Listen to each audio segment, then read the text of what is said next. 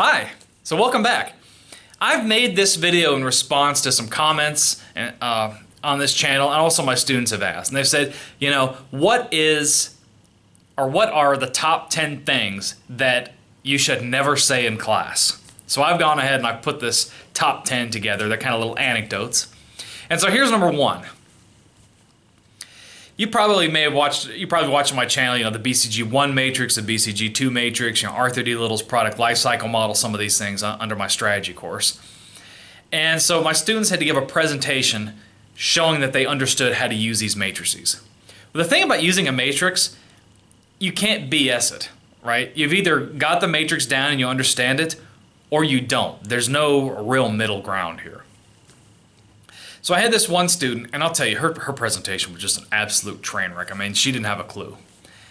And after a presentation, I always give feedback to my students. I said, look, you've been missing class, you didn't come to office hours to get help, and you didn't watch my YouTube videos. Would you actually do this in real life, or would you maybe go to your boss and ask for help, i.e. you should have come to office hours, if you didn't know what you were doing? And she looked at me and she said, no, if this was real life, I'd either not do it or I'd lie. That's why I want to be an entrepreneur. I was speechless at that point. Now, numbers, I guess, 2, 3, 4, and 5 come from the same class. They always say you've only got one chance to make a good first impression. Well, I'll tell you, 4 out of 4 bombed this one. So it was my first day teaching at this new job, this new university, and I'd started a program in entrepreneurship. And, there were only 4 students in the class because I'm growing the program. And I was pretty excited because I said, this is great. We're going to have the real Oxford experience in this class. It's almost going to be like a tutorial. So in all my classes, especially for entrepreneurship, I always say, tell me your name, what's your passion, and what do you want to get out of this class? So I start with this first girl, and I said, so tell me your name, what's your passion, why are you in this class? And she said, I don't know what entrepreneurship is. I'm a nursing major, but I'm here on a student visa, and if I don't take a certain number of hours, I get deported. I really don't want to be here, but I have to, so I don't have to go home. Okay. How about the next one? It was another young lady. I said, tell me, what your passion is and why you're here. And she said, I don't have a passion. I just like to sleep. I don't really want to be here. My advisor just put me in this class. Then there was a gentleman who's probably in his 40s. So tell me about yourself. Why are you here? And he said, well, I'm a practicing entrepreneur. I've got this handyman business. I'm doing really well in it. And so that's my passion, is my business. I said, great. I said, so what is it that you'd like to get out of this class? He said, well, actually, my wife told me that she thought I would learn something by taking your class. I said, well, I really hope you do. He's like, no, you don't understand. He's like, I'm here to prove my wife wrong. And you know what? He did prove his wife wrong. A guy never showed up to class. So I was so shocked at this point from these 3 previous answers, and I remember looking over at number 4, and he just had his head down and was asleep. Long semester. That was a long semester. So the next one stems from what you do in office hours. I had my students had to give like a case presentation, and so I had some of them come to my office hours, and usually I'd kind of mentor them, and they could do like a practice rehearsal, or I could look over their case report before they present it, things like that. But I had this particular group. I think there were 5 of them, maybe 3 girls and 2 guys. And they came to the office, and I said, great, how can I help you during office hours today? And one of them said, well, I heard if I come to office hours, I get a better grade. I said, well, may or may not be the case, Tell me what you thought about the case. What questions did you have? Oh, well, we didn't read the case. Okay. Do you understand how to do the assignment? Well, no. I said, well, did you read the syllabus? Oh, no, I never looked at that. I thought that was just kind of a throwaway document. Surprisingly, they did really well. In one of my other classes, and you may watch my Business Government Society's Model/Ontology playlist, I had we were talking about, God, and, how it's very hard for mankind to perfectly replicate the image of God, right? And in many ways, because we don't know what God actually looks like. I had a student raise his hand and said, "Oh, I've seen God." Really? Well, what did he look like? Well, he looked an awful lot like Kanye West. Really? I had another student, we were having a discussion about affirmative action. And, by the way, I've got a playlist on this channel specifically talking about the changing workplace, including affirmative action. And so that was those are the modules we were discussing. And he said, people get pretty heated when it comes to these discussions of affirmative action, equal opportunity. They're always pretty vibrant discussions. And I had this one student, and I'll tell you, he always showed up late. He never really looked like he was ready to be in class. One time he came to class, he had one flip-flop on, he'd wear like dirty clothes and stuff. He never had like a pen or a pencil or writing implements. And I remember how he would do in class. He'd always be sprawled across his desk like this. And as I'd be talking, every time I look at him, he'd go, and I couldn't look at him without laughing. And there was nothing wrong with him mentally or anything. He was just kind of a goofy guy. And he showed up about an hour and a half late to a 3-hour lecture. And we'd already pretty much just wrapped up our discussion of affirmative action. And he raises his hand. He says, "I know what affirmative action is." And I said, "Really? What is it?" He said, "Well, it's action we all agree upon. That's why it's called affirmative action."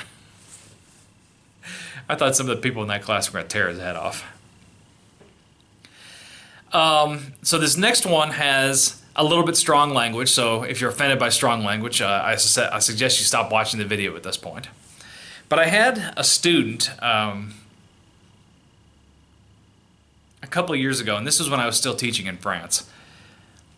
The French students in that class loved to try to cheat on their assignments. It was like a game to see how much they could cheat before they get caught. It was really weird. And so, I'd already talked about the no cheating, and some of them, turned in their assignments, some of them didn't, whatever. So I'd already told them, no plagiarizing, don't copy your homework. And so this one guy comes up to me and he says, "Professor, I have something to tell you." And I said, "Oh, really, what would you like to tell me?" He said, "I cheated on my homeworks." I look right at him like, "You shit on your homeworks? What'd you do a full thing like that for?" No, I cheated on the homeworks. I'm like, "Yeah, I understood. Why?" And then he finally said, No. J'ai triché sur mes devoirs. I cheated on my homework. I said, "Oh, well, thanks for being honest, but, you still get a 0. That's the policy." And he said, ben there is a problème. Of course I knew there was a problem. "Oh, really? What's the problem?"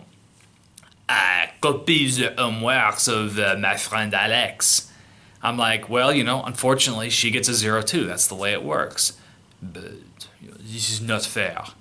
"It's not fair. Why is it not fair?" I mean, I knew this was going to be good. He said, "Ben, you know how it is. It is midnight, and I smile very sweetly, and this poor girl, she has melts her heart, and she has no choice but to give me her homeworks."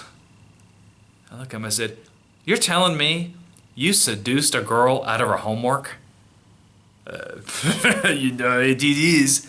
And I look at the girl, she's standing behind him. I said, "Alex, is this true? Is this exactly what happened?" "Oh, this is exactly how it was." And I said, in the States, if you ever said something like that about a lady, she'd hit you in the face with a book. I said, I just don't know quite what to say, but, you both still get 0s. And the funny part was, after he went into all that nonsense, he didn't even turn in the homework. He, I guess, didn't know how to use the mainframe for submitting assignments properly, so he didn't even turn it in. So I wound up just giving, he got the 0 because he didn't turn it in. I did give her credit for that, but because he didn't turn in the assignment.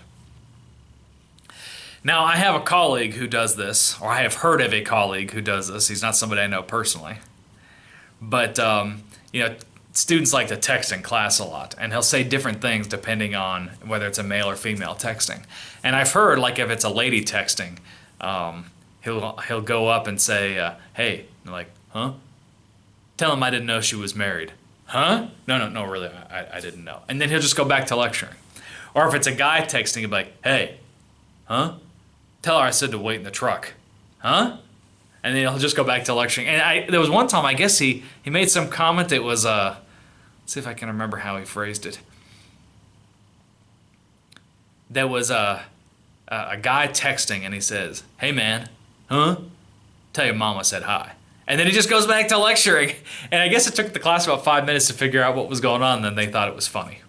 And here's your bonus one, number 11. I had a student years ago, and we'd been doing group projects all semester. It was getting close. They were doing their final group project. They'd already had 3 or 4 projects already. The group was, the groups were kind of broken down. They were doing, really busy stuff. And this guy comes up to me and he says, "Professor." I'm like, "Yes." He's like, which group am I in? And I had to turn around. I couldn't look at him. He'd missed multiple presentations, the whole thing. I'd never even seen him in class. And then I remember at the end of the class, he says, "Professor." I'm like, "Yes." "Do you think I'll pass this class?" He didn't pass. So those are my top 10, which actually is 11 things not to say or do in class. I hope you enjoy this video. If you like some more, another top 10, let me know. Post it in the comments and I'll do some more.